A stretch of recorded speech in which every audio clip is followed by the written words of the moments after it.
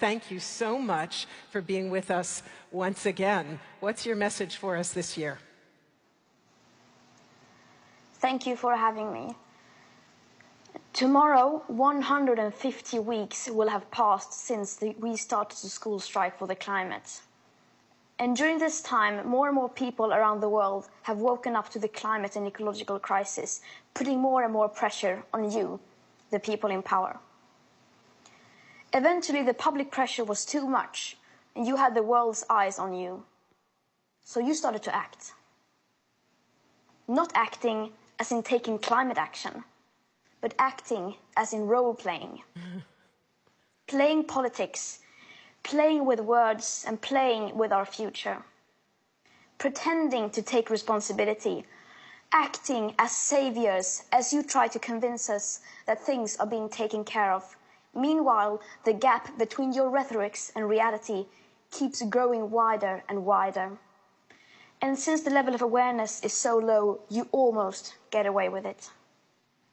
Pretending to care about nature and biodiversity while the world is cutting down a forest area the size of a football field every second.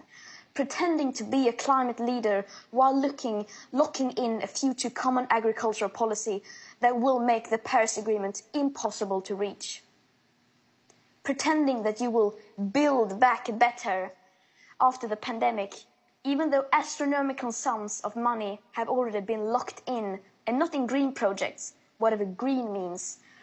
But as your acts continue, more and more of us are seeing through your manuscripts and your role-playing. The gap between your actions and words is becoming more impossible to ignore, while more and more extreme weather events are raging all around us. And as a result, young people all over this planet are no longer falling for your lies. You are distancing yourself further and further away from us and from reality. Some years ago, you could still claim that we're moving in the right direction. Today, that is no longer possible. 2021 is currently forecasted to be the year with the second highest emission rise ever. You say we need to move slowly to bring the public along.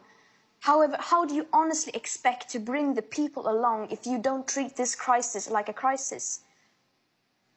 If it is one thing the pandemic has proven once and for all, it is that the climate and ecological emergencies have never once been treated as emergencies.